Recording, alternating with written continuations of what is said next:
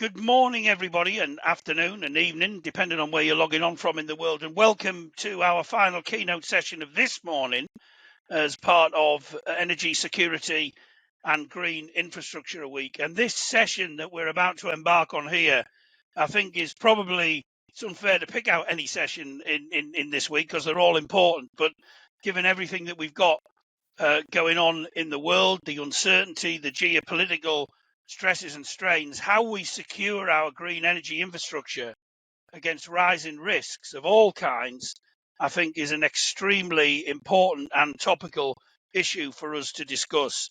As I said, we have an increasingly risky and uncertain world, and securing our energy against risks is going to be even more crucial, I think, as we move forward. We've got a number of experts joining us in this session who will tackle, I think, many of the aspects related to this important issue. We've got Marc Lehmann from Howden Group, the insurers. We've got Warren Pimm from the United Nations Office for Disaster Risk Reduction. We have Emily Wallace from the Met Office, very topical, looking out of my window at the minute in the northeast of England. And we've also got Ben Grunfeld from Electricity Northwest, who, when I used to live in that part of the world, they supplied my energy. But that's enough of me. You don't need to know about my power supply arrangements. If you've got any questions for any of our speakers or the panel collectively, please post them in the chat and we'll do our level best to get to them in the time that we have available.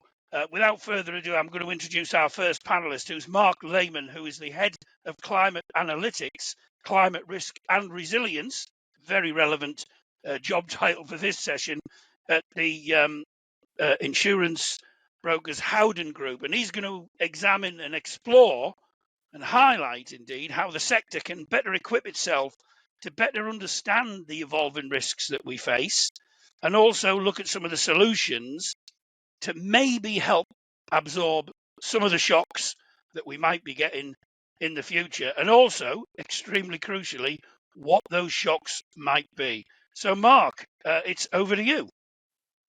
Thank you, Andy, and delighted to join this panel discussion. Thank you for inviting us.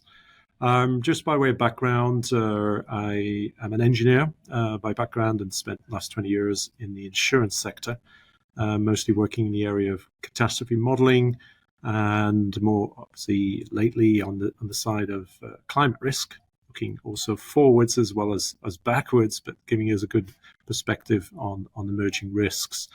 What I wanted to spend my time here quickly is just to put a perspective on physical climate risk. There's a lot of discussions, obviously, around transition risk and the transition to net zero economies.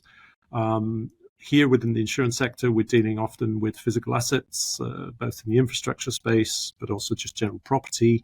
So we've really built up an expertise and knowledge around understanding current day risks when it comes to physical impacts, but also how are those potentially changing over time? So if we look at 5, 10, 15 years out, are we having certain regions exposed more to flood risk, wildfire risks, and so forth? That's particularly pertinent for that longer term view when we think about investments, long-term investments, or mortgage loans, for example, for banks and things like that.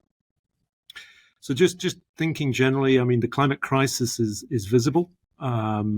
Something that we can't ignore. We're seeing a five-fold increase in wildfire risks since the last decade. We're seeing increasing flood risks across Europe and further beyond, and also, things of increasing intensity and severity of storms. So it's really about how can we leverage the use of data and expertise to get an understanding of those risks.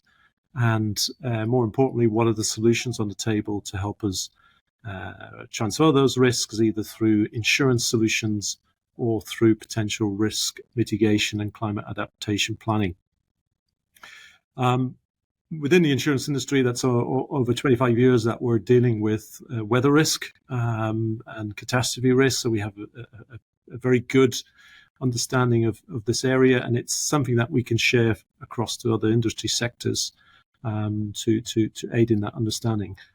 We generally take a phased approach to this for some of our infrastructure clients in terms of starting high level, and that often involves screening a portfolio through multiple hazards, just to give an idea of where the hot spots, where the potential accumulation risks. So that would be sort of a first step. Once we know where we have those key hotspots, for example, for flood, sea level rise, whatever it might be, we can go into a second step around incorporating the vulnerability of those assets and asset classes to look at what's the potential financial impact. Typically within the insurance sector, we look at average annual loss, or we look at probable maximum loss impact when we're thinking of the damage to a certain asset, infrastructure asset, and business interruption. So being able to quantify that risk in metrics. We also can look at deep dive type analysis when you're looking at a single high value asset like a major energy installation. So that could draw on engineering approaches, looking at sort of risk assessment type approaches, potentially going on site, looking around, seeing what's exposed, and really coming back and having an in situ view of the assets at risk, offering recommendations as well in terms of climate adaptation and risk reduction measures. So it's not just about insurance. Insurance is one solution to help de-risk potential exposures that we're looking at, but there's also how can we invest in building more resilience into these physical assets looking forwards over the next 10, 20 years. So that single risk deep dive is also quite significant, but it takes you through those different stages in a sort of focused way so that you can really pay attention to those assets that are really driving the specific risks within the portfolio. The final area, I suppose, is when you think of supply chain. So often you've got infrastructure systems which are operating within their own domain, but are reliant also on the supply upstream and downstream. We saw from Thai floods, as well as other sort of events, that infrastructure operators known as might not be impacted directly, but could rely on suppliers that are in those exposed regions. So how do we get a good understanding of what we call in the insurance market contingent business interruption exposures, and using data and models to help understand that and derive solutions. So enough said, I suppose, on the physical side of climate risk, and perhaps just a couple of other quick areas of working in. One is in the carbon markets. So carbon credits, voluntary carbon markets, and deriving insurance solutions to de-risk carbon credits that might not, either through non-delivery or not stand up to what they originally were. So de-risking those types of items, and also helping use insurance to transition also to a more net zero economy, so to speak. So we work quite a bit within the renewable energy space, looking at solar farms, looking at sort of wind farms. So I'll stop there, but just to kind of share some of those insights from an insurance sector's perspective. Thanks very much, Marc. I know that I've got a few questions for you in the when we get to the Q&A, but for now, thanks very much for your introduction. Our next speaker is Warren Pimm, who is the chair of the Investment Advisory Board at the UN, the United Nations Office for Disaster Risk Reduction, who's going to address some of the business, macroeconomic, climate and geopolitical risks that need to be considered in building more resilience in organisations for shareholders, employees, communities and customers. Warren, you're very welcome. You're very welcome. Over to you. Thank you very much, Andy. Really appreciate, obviously, the invitation and the opportunity to join you and the panelists, as well as to join everyone within the audience. As Andy's introduced myself, Warren Pimm. I'm chairman of the Investment Advisory Board to the United Nations Offices for Disaster and Risk Reduction. What I'll try to give today is maybe a step back, a little wider view than maybe Marc has been able to dive in on the insurance side, but just to take a a helicopter view of where the UN is with regards to its 193 member states. For those of you that maybe aren't as familiar with what the UNDRR is, I'll give a very brief. I won't try to pollute this call with a bunch of acronyms and try to give the full complete view of what the UNDRR is, because it is quite extensive. But I'll try to give a very brief review of that. And then I'll lean into what the Investment Advisory Board has been convened for, what the purposes are behind that, how that's working with both the member states, but also with the private sector in mobilizing different initiatives to address some of the disaster risk and reduction initiatives around resilience. So again, for those that may not be familiar with the UNDRR, or Office for Disaster and Risk Reduction, it was formed in 2015 alongside the Paris Accord, which is one of the accords established by the UNFCCC to address climate change across its nation states. At the same time, it was set up at the same time as the UN SDGs, or Sustainable Development Goals. All three initiatives were established in 2015 in Paris at the COP, or climate conference at that time. The actual name that we get set up under for the DRR is the Sendai Framework, as most of these things are, whether it's the Paris Accord or the Sendai Framework. The initiatives are really set up at the places in which they were convened. And what the UNDR really oversees, its primary purpose is really to save human lives in working to build resiliency into global societies, governments, economies, and indeed communities. The UNDRR, if you go into their website and have a look, you'll see that they, at their core principle, don't see any real natural disasters. That is their sort of principal position that they start from when it comes to saving human lives across the globe on behalf of its member states and across the global community. So the way that they do that is they very much convene governments, counterparties, multilateral development banks, and other private sector market actors around the discussion of resiliency. Really what resiliency is for the UNDRR is it goes beyond just climate resiliency. It gets into economic resiliency, financial resiliency, digital resiliency, interesting enough, is an area of common discussion that's evolving over time. And then indeed even health and wellness resiliency. So it takes a broader step, or a broader view than I would say what UNFCCC does, which is around climate, what the UN SDGs are, which is around sustainable development goals for more emerging markets and developing markets. It actually goes above those, if you like, and looks at overall resiliency in saving people's lives globally. So the Sendai Framework, the Paris Accord, and the SDG Accords were all set up in 2015. This past May, they had a 7.5-term review for the 7.5-year point. Each of these frameworks has a 15-year sort of life, and then will get renewed.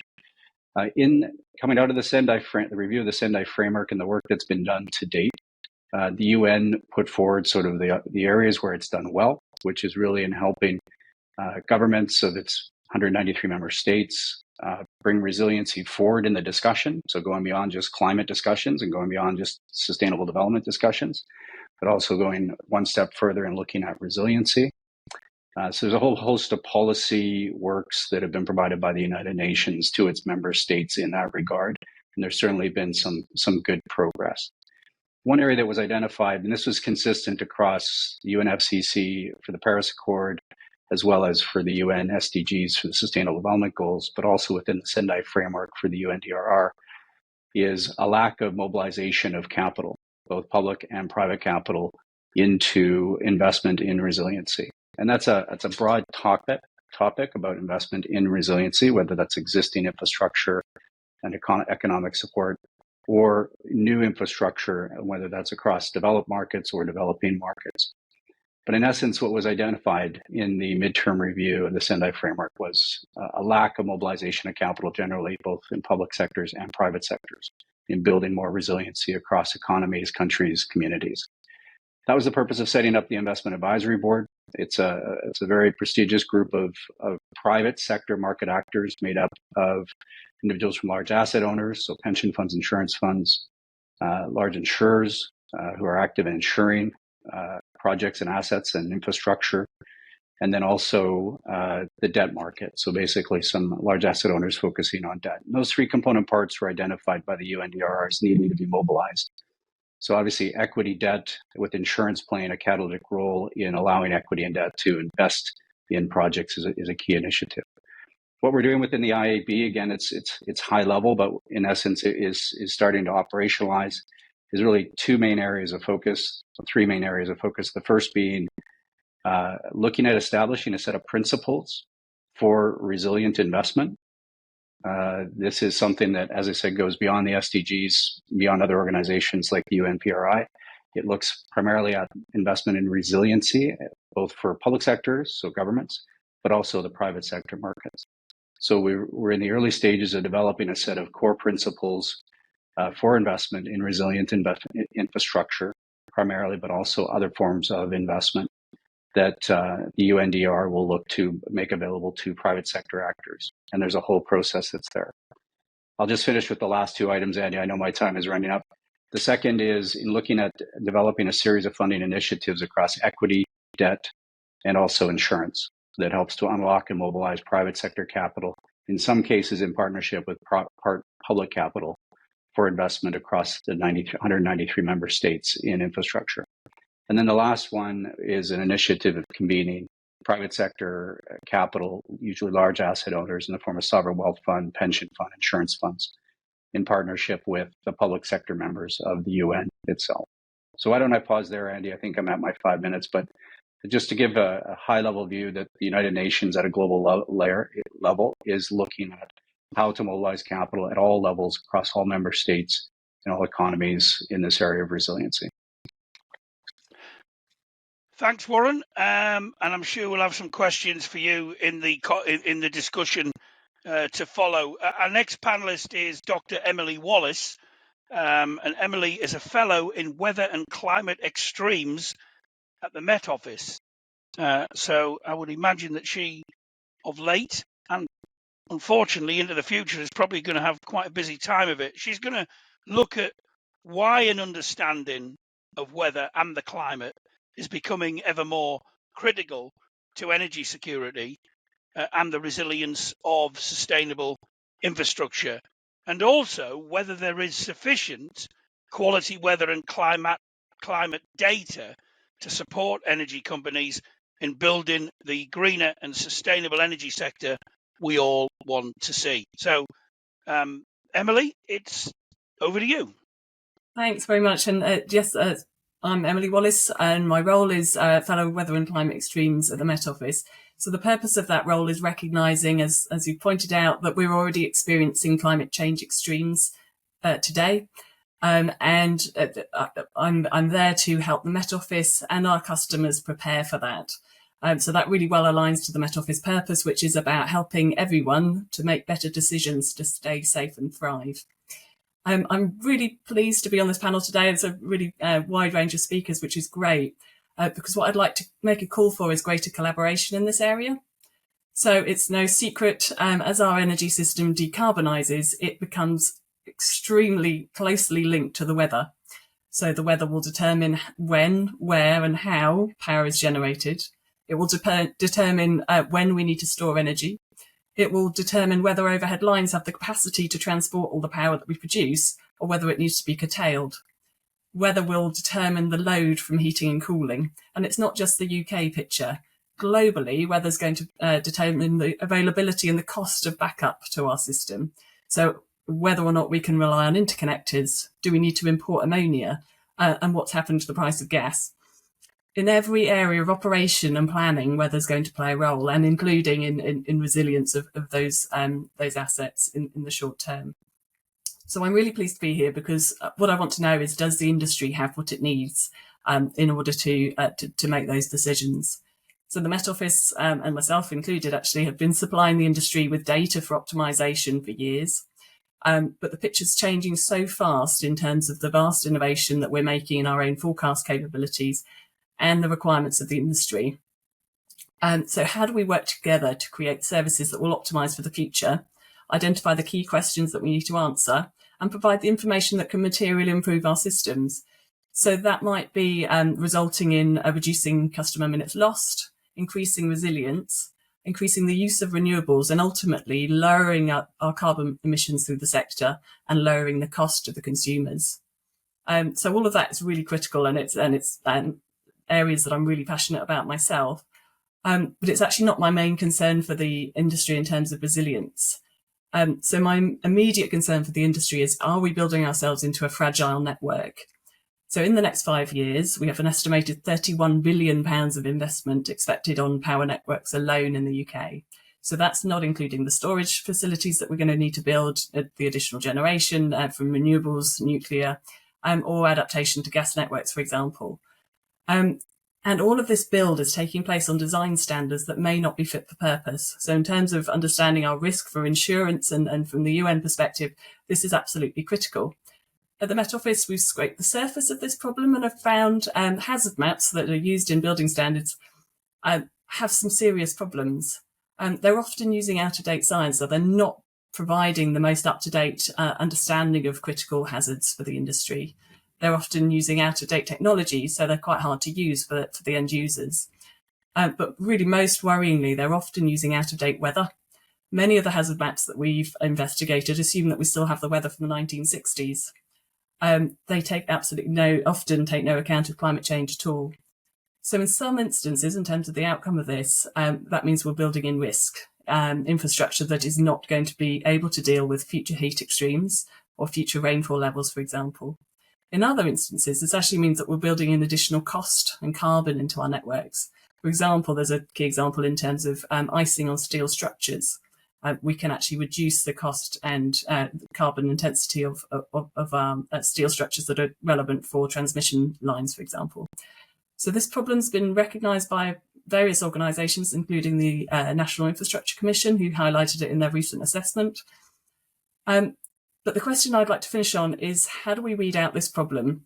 What's the role of industry, the energy industry, insurance, other sectors relying on the same building standards, the engineering institutes, government, and even the UN? How do we update these standards efficiently? We know that design standards generally have a very long update cycle that we just can't wait for. And how do we ensure that organisations can remain compliant through this period? So just to finish, the Met Office can forecast the future in terms of the weather. We can provide really quite detailed information on how we expect climate change to alter the weather in the UK and around the world. But we need to work together with the sector to solve this problem. Thank you. Thanks very much, Emily. I think one of the points you finished on there in relation to the frameworks that we use, both nationally and indeed internationally, are absolutely crucial in all of this. And I think we may well get to those issues in the Q&A session that's going to be coming up very shortly, after we hear from our final panelist, who is Ben Grunfeld, who is the Strategy and Growth Director at Electricity Northwest. He's going to look at the importance of building infrastructure resilience in electricity distribution to withstand both structural changes in supply and demand, and also, as Emily's just been speaking about, changes in climate conditions. Ben, the floor's yours. Thank you very much for having me. As Andy said, I work for Electricity Northwest. For those that are not familiar, Electricity Northwest is the regional distribution network operator. We operate just over 60,000 kilometers of overhead and underground cables, overhead lines and underground cables, connecting 2.5 million properties and serving over 5 million customers in regions as varied as urban Manchester all the way up through the Lake District. We serve quite a diverse set of geographies, quite a diverse mix of customers. We have some of the customers with some of the lowest economic and income levels in all of the UK, as well as some of those with the highest levels of economic wealth. So a very, very diverse service territory. We are one of the lowest cost and most reliable distribution networks outside of central London. And we have a massive investment program over the next 5 years to continue to invest in those assets. When we think about resiliency, and there's a number of intrinsically linked challenges. And I think the panelists this morning have spoken about a lot of these. So the first is around transition, right? And this came across in earlier conversations this morning. It also came across in some of Marc's statements. Net zero, the drive to net zero is increasing demand and the reliance on the electricity sector. Similarly, and Emily noted this, the link between demand, electricity demand, and weather creates wider swings and changing usage patterns of that electricity demand. So we're seeing the overall levels increase, but we're also seeing the nature and the shape and the patterns of that consumption and that demand change over time. We're seeing, and we see this firsthand, the changing climate, increased number of extreme weather events. I think we've had our third named storm for the year, and we haven't even gotten to November yet this year in the UK, which is certainly an increase from previous years. And we're seeing we see that in higher wind speeds, more frequent higher wind speeds, higher precipitation levels, more flooding risk, as well as extreme heat in the summer. We often forget about the impact that extreme heat has on the energy sector and the resiliency of the energy sector as well. But it does create challenges. And then there's a third, which I won't spend as much time talking about this morning, but which is the increased cyber risk that also is certainly very prevalent. And as an operator of essential services in the UK, we are very vigilant and constantly looking at how we improve and continue to increase our resilience against cyber threats.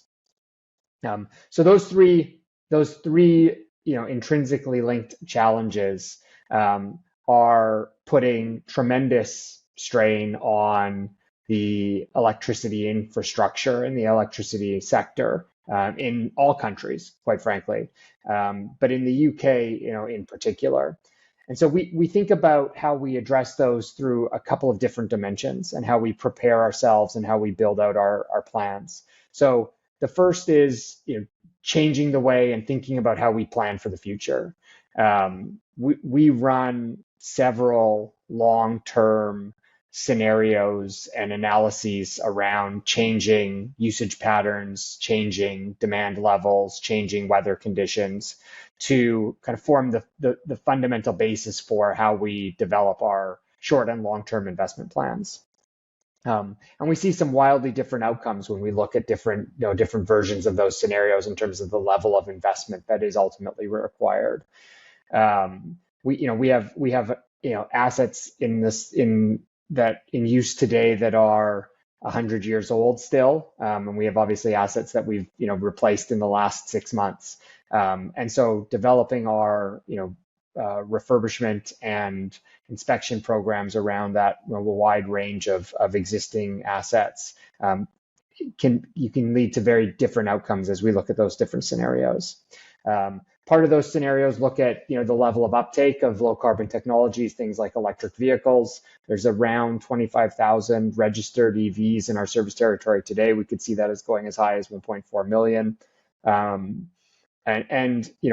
we see certainly the risk for flooding, the risk for extreme wind events that impact the overhead line network in particular, creating the need for additional investments in resilience. We have made some of those. We've started to make a number following storms in the past 5 years and longer. There have been significant investments by UK distribution companies, UK transmission companies to increase the flood resilience of critical infrastructure. This includes, increasing the height of equipment in substations or increasing, the barriers and flood prevention equipment around substations and other critical assets. But there's clearly, more to do, and there's certainly, assets that don't have the same level of flood protection built in. And that's an increasing challenge, and in particular as the forecasts and what was a 1 in 100 event becomes a 1 in 10 event or what have you. You see the need to continue to invest in those types of protection equipment and prevention. We work very closely with the local authorities and other regional stakeholders, which is an important part of how we seek to try to understand the needs of our stakeholders, both in terms of resilience of existing infrastructure, but also the expansion of that network and of that infrastructure to serve the increasing electrical demand that comes with net zero transition. And that's part of again how we manage and try to mitigate the risk associated with these major changes. So what that ultimately boils down to is sort of our adjustments to and changes to the ways that I think utilities and network companies have done things in the past. And so the other area where we're trying to tackle this challenge is through innovation and through the deployment of new technologies and new types of assets on our network. We are one of the most innovative, I think, distribution companies, I would argue, around the world. We have a very sophisticated and advanced network management system that allows us to control assets on our network, both manually as well as in an automated manner from our control room. We have rolled out some of the most extensive low voltage and high voltage monitoring systems and automation systems and visibility systems. All of that is to try to take what was once a fairly static piece of electricity infrastructure and transform it into something that is much more dynamic and much more active and can respond to changing conditions in a real time manner. Because I think what we're finding is the need to be able to respond in short time horizons is increasing, and the benefits that we get from that, from the ability to respond to swings in demand or changes in weather conditions becomes much more critical as we move forward. I'll stop there. Happy to field questions as we go, and thank you again for having me. Thanks very much for that, Ben. There's a number of things I want to pick on what you said there in the questions, but we'll get to those. We'll get to those in a minute. We've got around about 20 minutes or so for questions, and I want to kick off with one for Warren first of all. Obviously, one of the key areas of the UNDRR's work is to help organisations, decision makers, better understand and act on potential risks. But the question I want to ask you, Warren, is what time horizon should organisations plan against? When looking at taking into account various risks, what would your advice be on that in order to build more resilience in the organisation for everyone concerned? Thank you, Eddie. Interesting question. It's one that is coming up in the conversations that we're having within the Investment Advisory Board. I think I'll answer it just briefly two ways. I would say from the public sector side, so these are 193 member states, the governments and countries that are represented thereof, either at the national level, state level, or city or community level. I think most governments tend to take very long-term views, and that is built into the governmental system. It really is. I know that we have 4-year election cycles, and those pendulums do swing from cycle to cycle. But in essence, countries do take the long-term view that they're going to be there in place for forever. Really is the time horizon that most governments tend to work with. We know that gets challenged from time to time over history. So I think at the governmental or public sector view, it is long-term in principle, and that's a good thing. I think the private sector, which is, again, on the Investment Advisory Board, that's what we've been convened to help bring to the UNDRR, is the private sector views. in that context, in equity, in debt, and insurance. You have very different time horizons depending upon the nature of the counterparties involved. What we've chosen to do at the IAB is work with the longest tenor time horizon. So the Investment Advisory Board, and indeed we're establishing a Resilience 15, which is going to be made up of 15 of the world's largest sovereign wealth and pension insurance funds, is really at the asset owner level. And the reason we've done that versus bringing in asset managers or bringing in corporates or banks or otherwise is that the asset owners, whether they be a pension fund, a sovereign wealth fund, or an insurance fund, generally are thinking very long tenor. They are thinking 1 in 100 years when they invest in infrastructure, whether that be electricity infrastructure, whether that be water infrastructure, whether that be roads, rail, ports, any other form of long-term underlying infrastructure asset. So in that context, the asset owners are already thinking in that way. They're already thinking, what do we do? And I think it was a very good point when a 1 in 100 year event starts becoming 1 in a 50 year, 1 in a 25 year, 1 in a 10 year event on a climate issue. They're thinking about how to build their infrastructure so that it is resilient against, digital and cyber risks. They always build, in the context of economic and financial risks. I think that knowledge, and that's part of what we'll be building into the principles of resilient investment, hopefully will flow down into asset managers who may have shorter time horizons, just given normal asset managers, banks, which may even have shorter time horizons. But we're really, given the nature of the type of risks that I think resiliency is trying to address, focusing on the longer term, 1 in 100 years is sort of the time horizon. Going beyond that's probably a bit challenged. And there's certainly those that do operate within that time horizon and need to lengthen it out. Hopefully that's given you the answer that you were looking for in some shape or form, Andy. Thanks, Warren. I just want to turn to Emily now, and I wanted to ask you something about something that I don't know that we do hear a lot about it, but it was certainly never out of the news not that long ago, and that's El Nino and how that's driving up global temperatures and adding to climate change. What impact does that actually have on energy security from your perspective?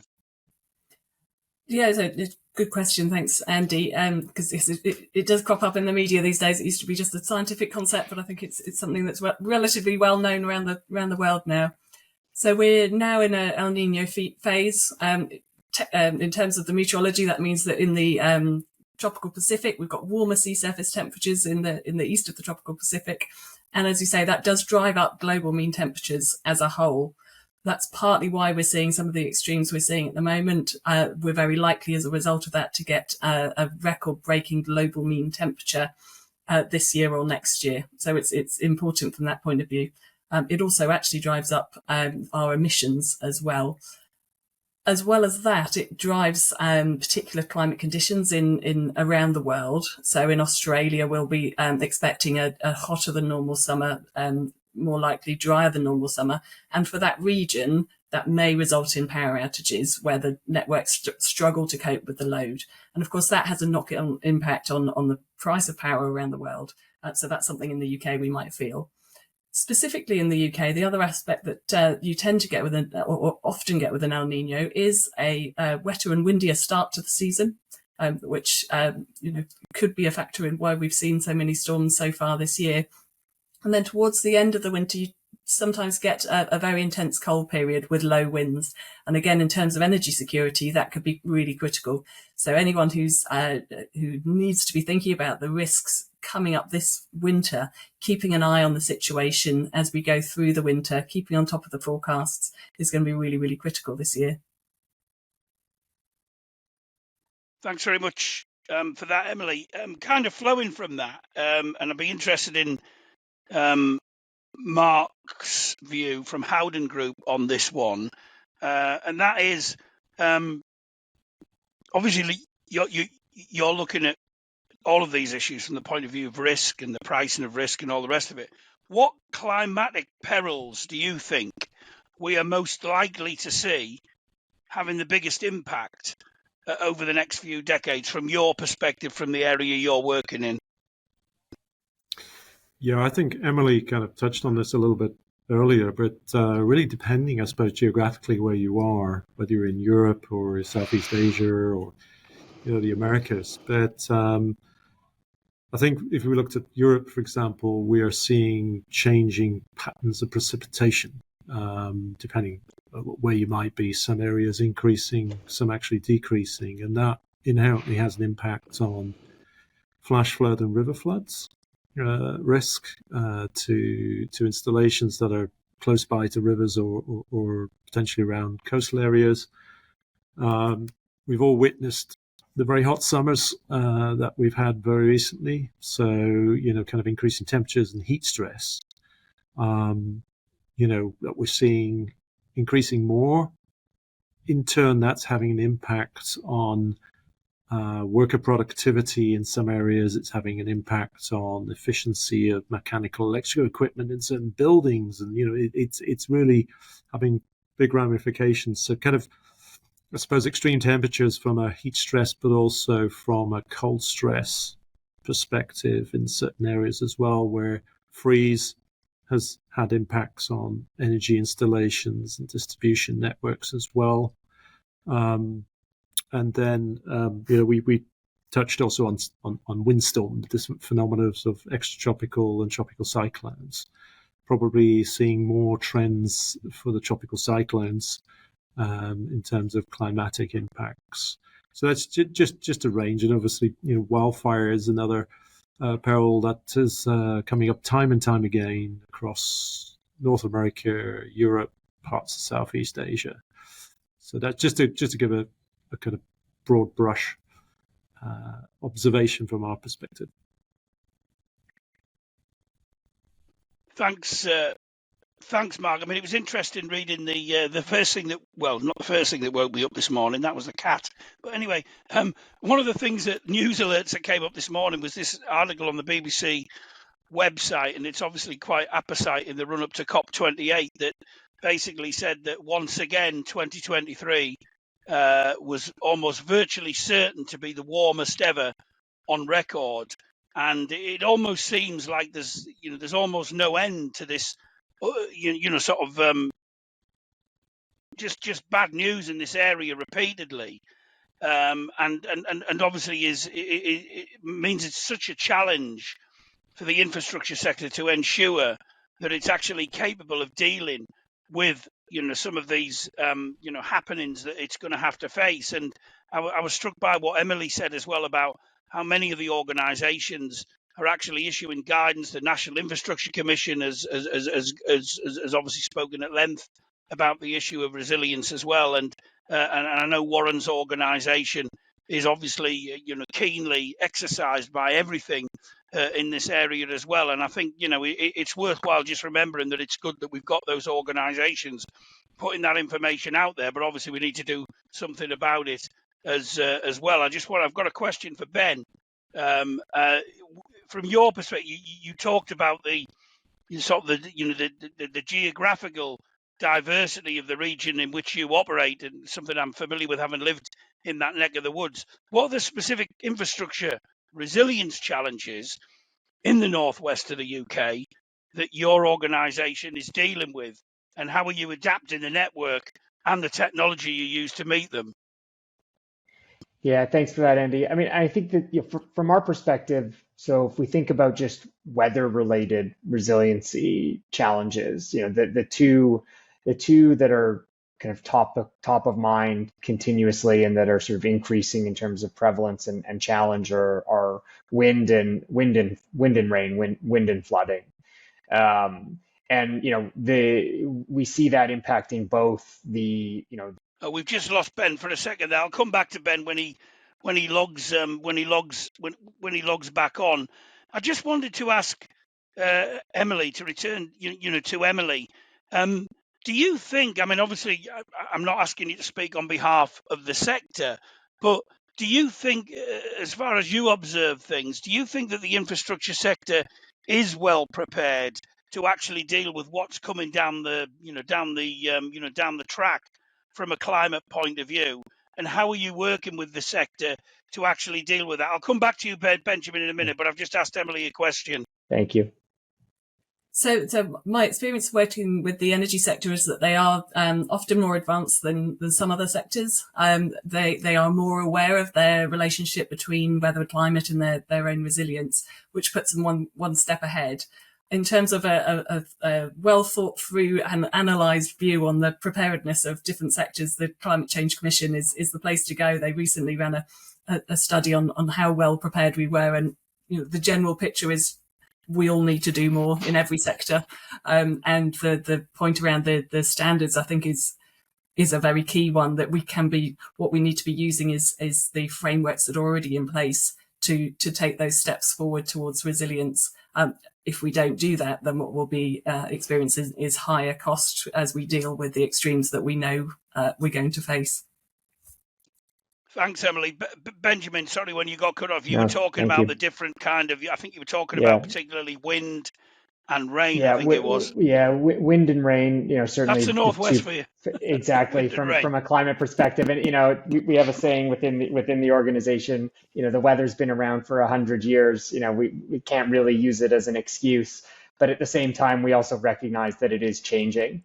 So from our perspective, the challenge becomes, how do you balance investments in improving the resiliency of the network to withstand, changing weather and climate conditions, with, the investment requirements to expand the network to accommodate new, low carbon technologies and other infrastructure, as well as managing the cost pressures that, we're trying to manage and mitigate for our customers and for the users on the network. And it becomes this sort of, multifaceted, challenge. I think Emily pointed out that the energy sector, is generally reasonably well informed, I think, and I would certainly agree with that. I think we understand the risks, we understand the links between, changing weather conditions and the risks on our network. We make, tactical investments in, key infrastructure assets to try to minimize risk holistically, but that doesn't necessarily mean that every single piece of electricity infrastructure has the same levels of protection, because it is a risk-based approach to identify where we can, where we deploy resources and where we are able to spend the money and the time and the capital to be able to improve the network and reduce the risk, overall. And that challenge continues and mounts over time. And again, that's why I think it's also important to think about how we use new technology, how we use better information, how we use, the digital tools and capabilities that are now available to network operators to be able to manage the networks more actively, rather than relying just on passive systems to improve resiliency. Thanks, Ben. Just turning to you, Warren, again. I mean, from your perspective, what do you think are the biggest challenges for this sector in ensuring that it remains resilient in the face of all of these different things that we're inevitably going to face? I think for the electricity sector, which in my day job is an area that we focus on, and we are exclusively focused on energy transition across core markets in Europe and core markets of Americas. The biggest issue is the financial pressures that are on either the generators, the distributors, the network operators. I mean, really, they're getting calls for investment everywhere. They're getting calls for investment to build more resiliency into their systems because of changing climate, changing risk, something like cyber and such. That's a new sort of area. They're getting calls for investment under net zero to build EV charging infrastructure, which is a new area for investment that really wasn't there, say, 10 years ago, but now is policy and regulation across several markets in Europe and more markets globally. So I think that's probably some of the risks that Benjamin hasn't touched on. I mean, flood is a risk, obviously, and wind is a risk, and weather is a risk. But also there's the economic and financial risks that are being pushed upon the providers of this core infrastructure for economies, cities, communities, and individuals, right? So that's an area that the UNDRR has identified. It was one of the key shortcomings in the midterm review across all of its nation states, each nation state having different issues, whether the developing markets or developing markets, that financial capital is a major risk to address. So we at the UNDRR and the IAB are working with debt, equity, and insurance sector counterparties, mostly at the large asset owner level, which is a longer term investment perspective, and bigger, really the largest investor in the private markets in core infrastructure, electricity being a core area for a lot of pension funds, insurance funds, and others. We're working to develop a series of initiatives or funding initiatives in equity, in debt, and also in insurance that is designed to unlock capital from the private sector, possibly in partnership with the public sector, where there's some risks that can be taken on by the private sector, some risks that can be taken on by the public sector. Some of those initiatives are pretty well known. You have in the UK, for instance, the UK Infrastructure Bank, which is part two from the UK's previous Green Investment Bank. And that is the government basically recognizing that there's certain market failures in the United Kingdom around electricity, this transition to net zero, and some of the other resiliency considerations, that is looking to mobilize capital, both public and private, to facilitate the investment that's going to be needed for these 100-year time horizons. So I would say that the biggest risk that we see across the energy sector really is the financing risk. I think the other risks are generally, we look to people like Benjamin who are setting strategy for their district network operators or national grid here in the UK at the national level across all the different countries we work in. Maybe Benjamin, if you want to comment on that as far as how you look at finance. I know in the district network operators, you guys have a very regulated business.